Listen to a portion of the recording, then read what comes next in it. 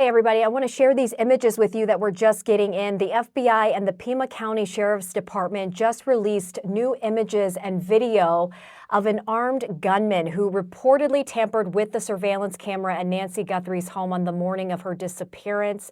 Nancy Guthrie is the mother of Today Show host Savannah Guthrie, and in these images, you could see someone wearing what looks like, the backpack, a ski mask, along with gloves and a zip-up jacket. Also, a gun can be seen in the waistband of this person. And this person is seen putting his hand in front of the camera before grabbing some kind of plant from the front yard and sticking it in front of the lens to block it.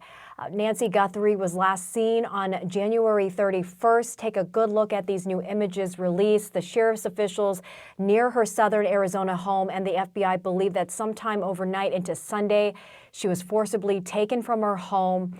FBI Director Kash Patel said that law enforcement officials have been working with private companies to continue to recover any images from Nancy Guthrie's home that may have been lost, corrupted, or inaccessible. So again, these are new images and video being released by authorities. If you recognize the person, contact the FBI right away at 1-800-CALL-FBI. That's 1-800-225-5324.